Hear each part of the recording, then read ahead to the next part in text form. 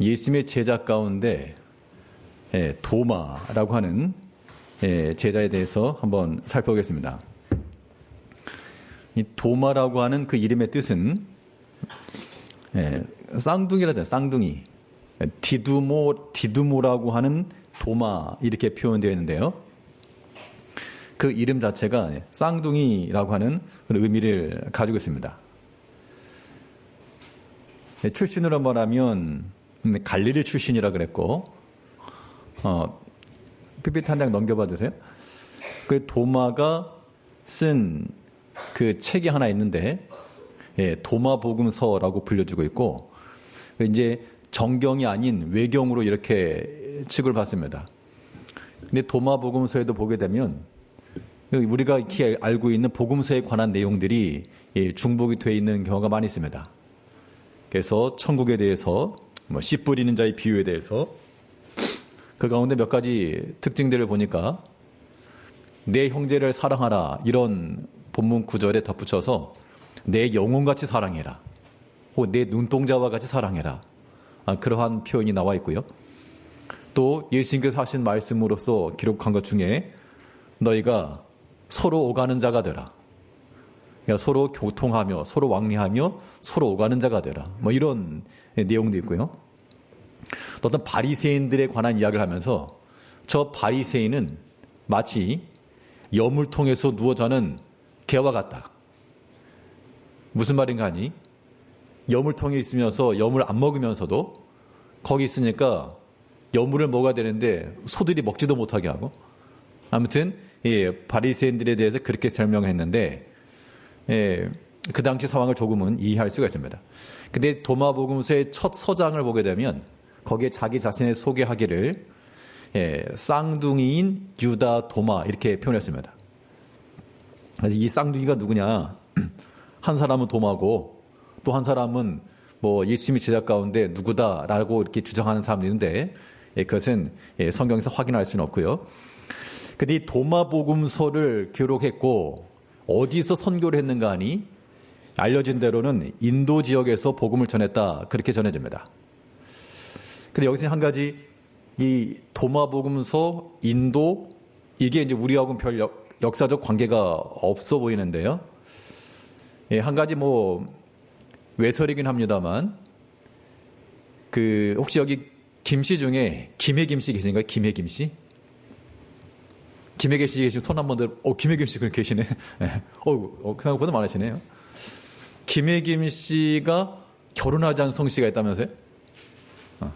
김해 김씨, 허씨죠, 허씨. 김해 허씨. 여기 허씨는 안 계시죠?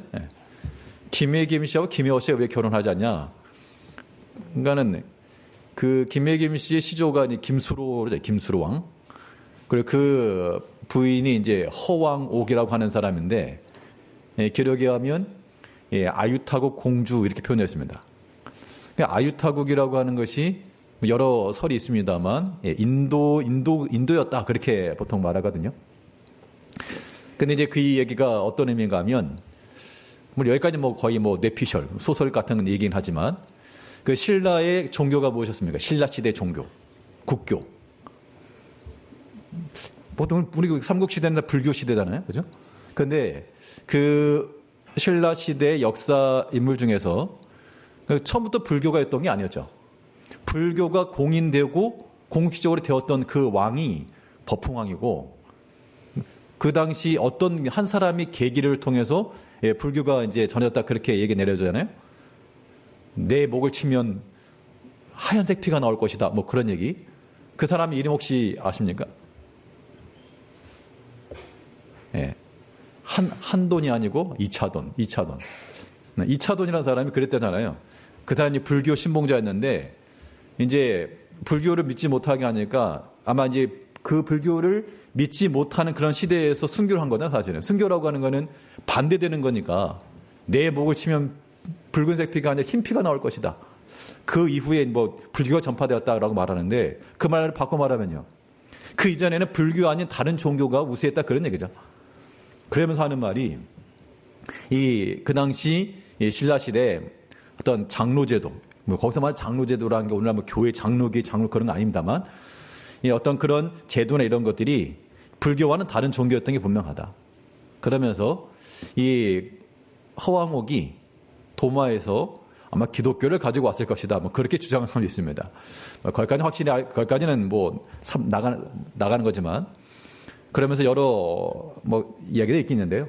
아무튼 이 도마가 자기 나름대로 서신을 기록했다. 예수님의 제자로서의 그 역할이 있는데, 여기 한 가지 도마에 관해서 우리가 조금 오해를 하고 있는 것도 없지 않아 있다라고 보여지는데요. 이 도마하면 우리가 대충 어떤 사람으로 알고 있습니까? 도마는 뭐가 많은 사람? 그렇죠. 의심 많은 도마처럼 그러니까. 그런데 한번 살펴보니까 도마에 관한 그런 성경에 나와 있는, 오늘 특히 본문도 그렇고요.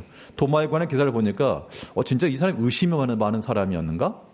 아니면 정반대가 아닌가? 이런 생각을 좀 한번 하게 되었는데요.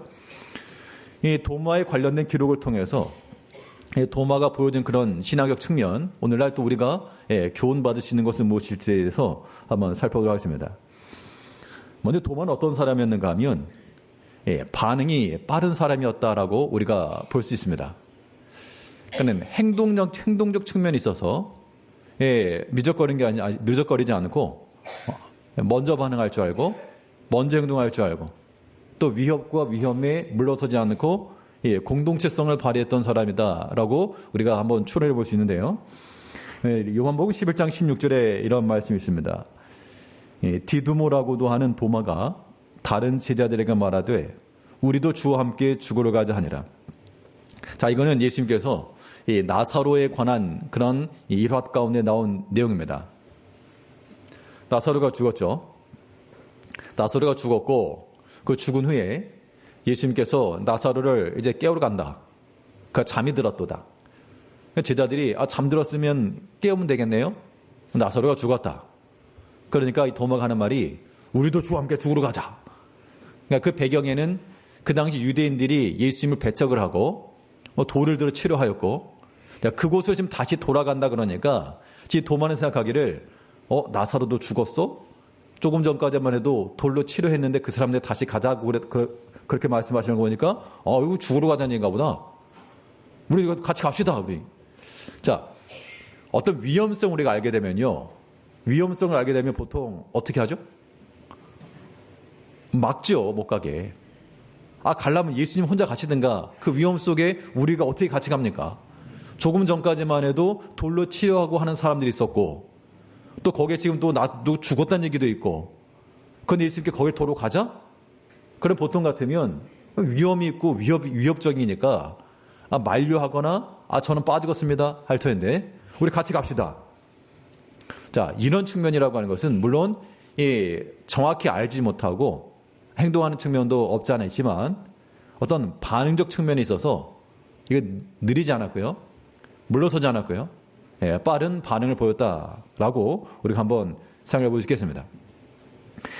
반응이 빠르다라고 하는 것은 어떤 일에 대해서 할 마음이 있다 그런 얘기예요. 우리가 주일을 한다, 교회를 한다 할 때 마찬가지입니다. 자, 뭐 내일 무슨 일이 있으니까 뭘 좀 합시다. 그러면 그 말을 듣고요. 공감이 되는 사람은 그럽시다. 너 내일 같이 나와서 하겠습니다. 그렇게 반응한 사람이 있고 할 마음이 없는 사람은 어떻게 하죠? 뭐라고요? 모르겠는데요? 안 들렸는데요? 들은 척을 안 해요. 들은 척을. 들었어도 못 들었다고. 그 반응인데요. 반응이. 좀 같이 갑시다. 같이 합시다라고 하는 것에 대해서 자기 개인적인 생각들 이런 것들이 먼저 앞세워지기 때문에 반응이 있어서 느리는 거죠. 근데 믿음의 일, 교회의 일, 주의를 한다 할 때는 우리가 뭐 생각 없이 가볍게 행동하고 그런 걸 말고 여기 뭐 신중함도 필요하죠. 그렇다고 도마가 어떤 신중치 못했는가 그렇지만도 않습니다. 나중에 확증을 찾는 걸 보게 되면 예수님의 그런 흔적을 찾는 걸 보게 되면 뭐 무턱대고 맹신하는 그런 것도 아닌데요. 예수님께서 하신 그 말씀에 대해서 이 도마는 주와 함께 같이 갑시다. 그 죽음의 자리라고 해도 우리 물러서지 않고 같이 가겠습니다. 이러한 모습을 보여줬습니다. 우리 성도님들이 우리 예수의 일을 한다, 주의를 한다 할 때 나는 못합니다, 빠집니다. 그런 말씀들 하지 마시고 분명 죽으러 가는데도 같이 죽으러 간다. 여기 약간 오해가 있긴 했습니다만 내가 그리스도와 함께 하겠다. 또 그 동지들과 함께 같이 갑시다. 라고 하는 이러한 권면이 나왔다라고 하는 것은 우리가 참고할 만한 겁니다. 그러니까 이제 우리가 신앙의 모습 가운데서요. 자기 자신만 요리하려 하지 말고 어떻게 하면 여기서 잘 빠져나갈까? 그런 생각들 하지 말고 어떻게 하면 참여할 수 있을까? 그런 마음을 갖는 것이 복받는 길이 되는 겁니다. 그러니까 주일이잖아요. 주일.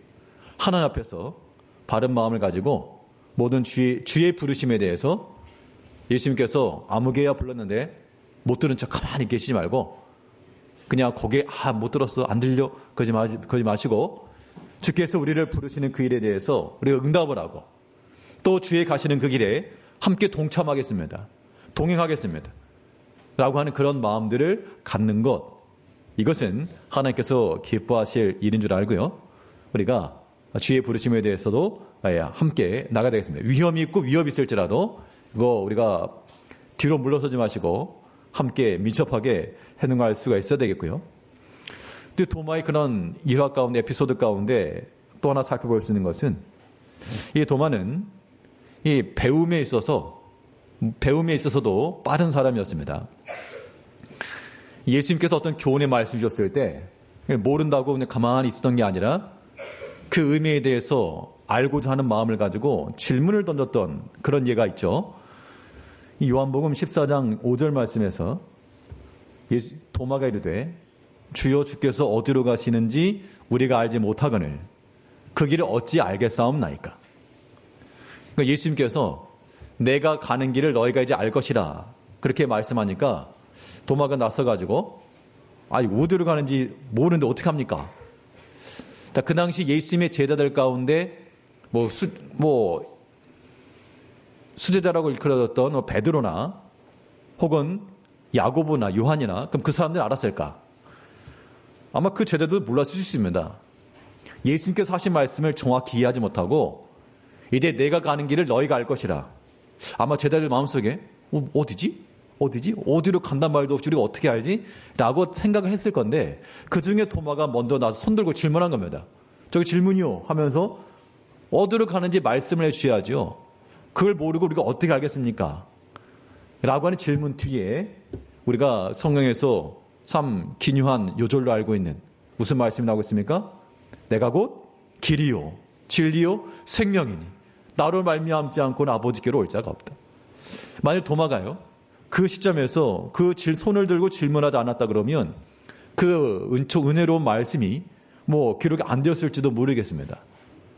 자, 여기서 우리가 알 수 있는 것은 무엇인가 하면 우리 주의 말씀에 대해서 주께서 하신 그 말씀을 듣고 우리가 때로 이해가 안 되고 어려운 경우도 있죠. 그때는 아는 척하고 가만히 계시지 마시고 그 질문과 의미를 물어서 또 알고자 하는 마음도 가져야 됩니다. 그러니까 목회적 고민 가운데 하나가 무엇인가 하면 너 교회의 특징을 무엇으로 삼을 것인가 라고 하는 것 가운데 하나가 당연히 어떤 이 교훈과 하나의 말씀에 대한 알아가는 것 이런 것들에 다들 이제 공감들 하실 건데 그래서 실제로 그러한 이 교리 교육이라고 하는 것이 굉장히 지루하고 따분하다는 겁니다. 다 알고 있는데 그런 것들을 하기 쉽거든요. 물론 하긴 해야 되겠는데 하긴 할 것인데요. 그런 것들에서 지루해요. 그렇게 하지 마시고 내가 분명히 아는 것이 무엇인가 또 알지 못하는 것이 있으면 알고자 하는 마음들을 가져야 됩니다. 특히 신앙적 부분에 있어서 우리가 안다고 생각하기 쉽지만요 모르는 경우 굉장히 많아요. 물어보면 모르는 경우도 많고요. 물론 저도 모르는 것도 많습니다. 우리 일상적으로 다 쓰는 말이지만 정작 물어보면 글쎄 그게 무슨 의미일까? 그렇게 잘 모르는 경우도 있죠. 그런데 그런 질문들이 우리 가운데 왜 필요하냐? 그런 문제의식을 가져야지만 또 배움이 일어나는 거죠. 성도님들 가운데 누군가가 이게 무슨 뜻입니까? 물어보면 제가 알면 대답을 해드릴 것이고 모르면 저도 연구해 봐야 될 거 아닙니까? 그러면 거기서 더 하나를 알아가는 거죠. 그렇기 때문에 우리가 신앙적 측면에 있어서 이러한 논의들, 이러한 이야기들, 이런 배움의 질문들 이건 중요한 겁니다. 사실 가만히 있으면 아는지 모르는지 모르잖아요. 그러니까 어떤 내가 모르는 것을 드러낸다는 게 좀 부끄러울 수 있는데 진리 안에서는 그렇지 않는 겁니다. 예수님께서 도마에게 너가 날 따라하니 몇 년이 됐는데 그걸 모른다 그러냐? 그렇게 말씀하신 게 아니고 어디로 가는지 우리가 어떻게 합니까? 라고 하는 그 길에 대해서 예수님께서 또한 답변을 친절하게 해주시잖아요. 그렇기 때문에 우리가 진리를 아는 그 지식에 대해서 우리가 그런 갈급함을 좀 가져야 됩니다.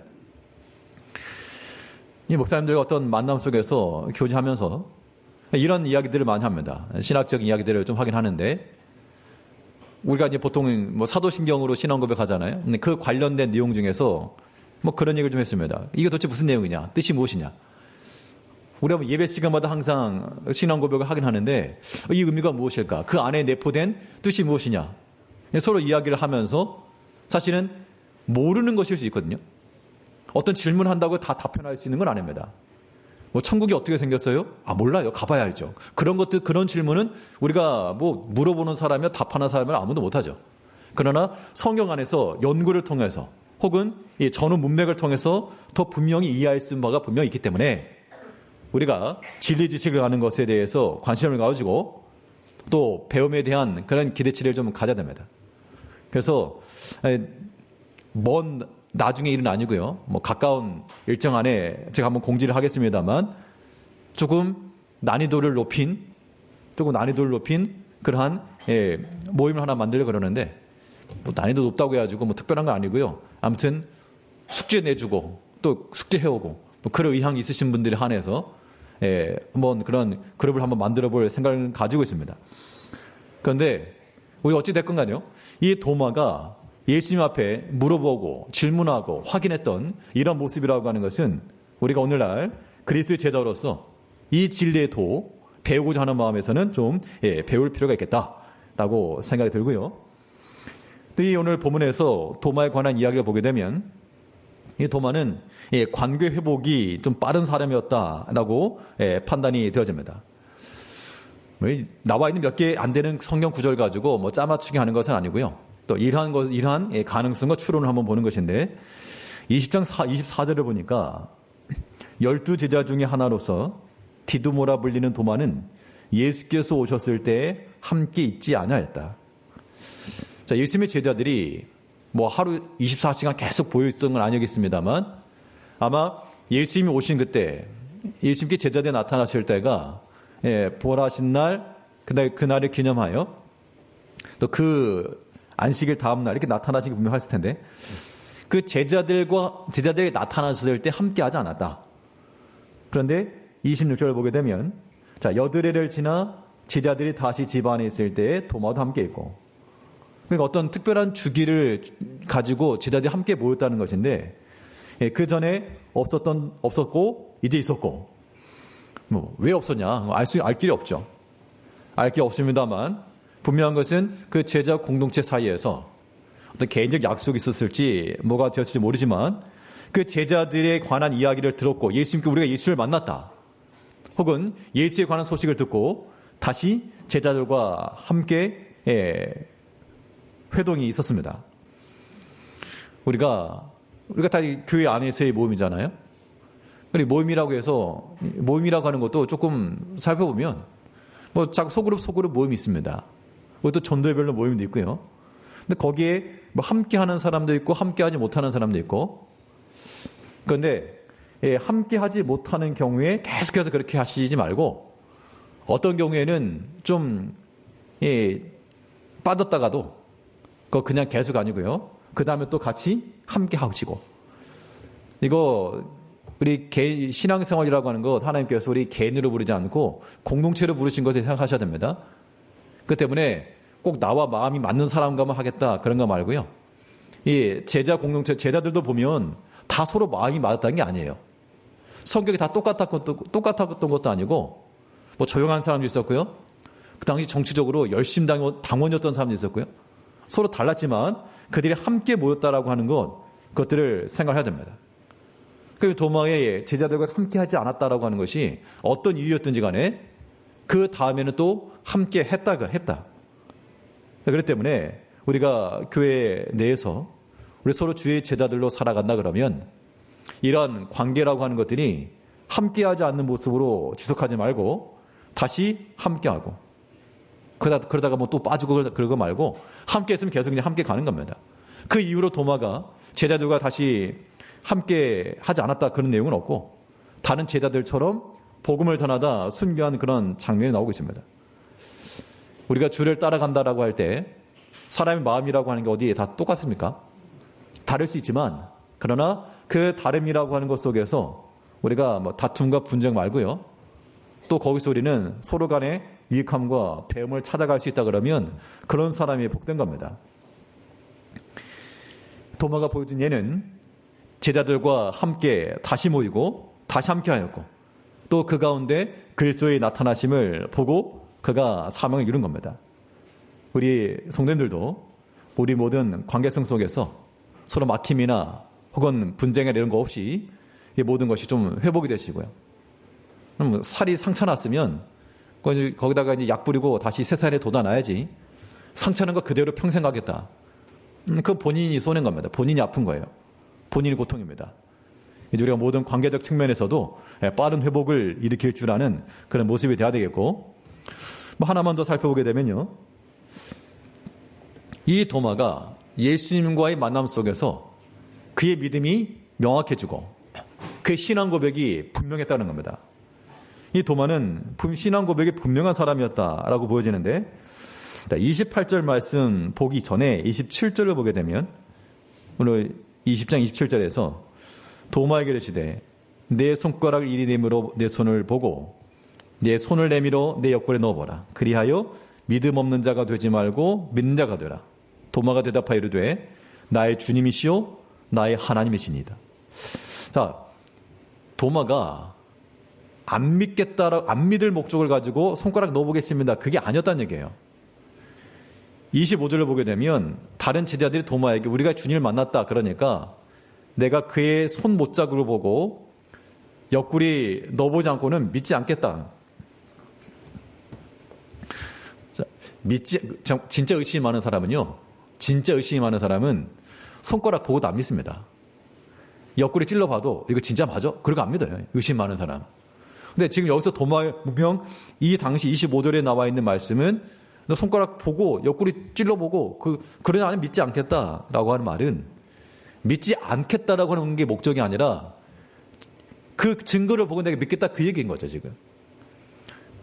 그러니까 여기 의심이 있었다라고 하는 그 말을 하더라도 믿지 않으려고 하는, 완전히 그거는 염세적이고 비관적 그런 측면으로가 아니라, 왜냐하면 지금 그걸 보고 나서 도마의 그 고백을 보시자고 28절에 보니까 나의 주님이시요 나의 하나님이시라.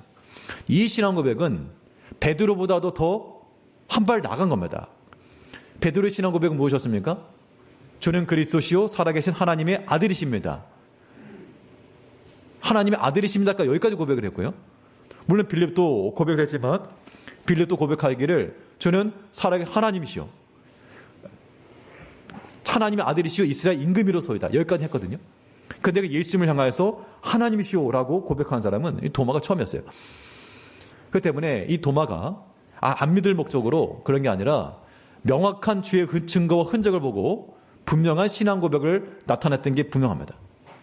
그러니까 이것을 우리가 뭐 꼭 의심을 가지고 뭐 봐야 되겠다 뭐 그런 것만 아니고요. 이 장면을 통해서도 예수님께서 중요한 한 가지 말씀을 주셨습니다.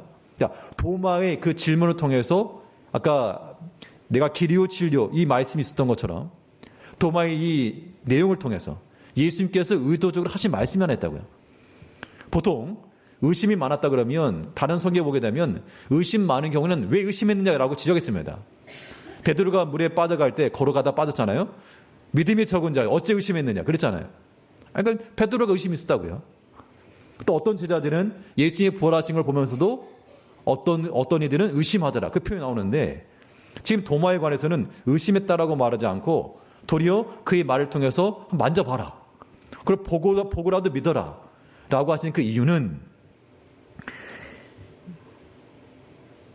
29절 말씀 보면요, 예수께서 이르시되 너는 나를 본고래 믿느냐? 보지 못하고 믿는 자들은 복되도다 하시니라. 이 말씀을 덧붙여 주신 거예요. 도마의 믿음 없음을 지금 힐난하고 비난하셨다 뭐 그런 의미라기보다도 오늘날 우리는 다 그리스도 예수를 못 보지 않습니까? 그럼에도 우리가 예수를 믿는다고요? 이 말씀을 통해서, 이 도마의 기사를 통해서 오늘날 우리들에게 너희가 비록 그리스도 예수를 보지 못하였으나 그를 믿는 자들, 복된 우리를 향해서 하신 말씀인 겁니다. 거기 이 도마의 이 모든 신앙 행적과 이 신앙 고백을 통해서 예수님께서 오늘날 그리스도 예수를 얼굴로 알지 못한 우리들에게도 너희가 얼굴로 보지 못하였으나 그러나 믿는 자들은 복되도다 라고 이러한 교훈의 폰으로 도마를 들어 쓰신 겁니다. 이제 우리가 우리 개개인의 삶 속에서 예수님의 손에 박혔던 못자국이나 옆구리에 찔렸던 창짝과 같은 그런 신앙의 체험들이 분명히 있을 겁니다. 그것이 우리 눈에 명확히 나타나는 증거라고요. 하나님이 살아계신 증거, 하나님 역사하시는 증거들이 나타나죠. 뭐 못자국이 아니고 옆구리 찔린 자국 아니라도 우리 개개인의 삶에서 여러 가지 흔적들이 나타난다는 겁니다. 그럼 그것을 보면서 믿는 자가 되라. 하나님이 참으로 살아계시며 이 모든 걸 섭리하시고 역사하신다. 믿음 없는 자가 되지 말고 믿는 자가 되라. 라고 하는 이 말씀들을 우리 삶 가운데도 적용할 수가 있어야 되겠습니다. 이 도마에 관한 기사를 통해서 어떻게 보면 조금 가벼워 보일 수 있으나 그러나 그는 예수님과 함께하고자 하는 그러한 이 동행의 마음을 항상 지니고 있었고요. 또 예수님께서 하신 말씀에 대해서 잘 알지 못하는 것을 질문하고 물어보고 또 제자들과도 함께하는 마음을 가지고 분명한 신앙 고백을 가지고 주를 그리스도요, 나의 주님이요, 나의 하나님으로 고백했는데 이제 우리도 이러한 신앙 고백을 가지고 주는 나의 하나님, 나의 하나님을 참으로 고백하며 그 믿음의 신앙 고백을 가지고 살아가는 우리 성도님들이 되시기를 바라겠습니다. 지금 우리 다 같이 기도하실 때 특별히 선교를 위해서 기도하는데 오늘은 두 번째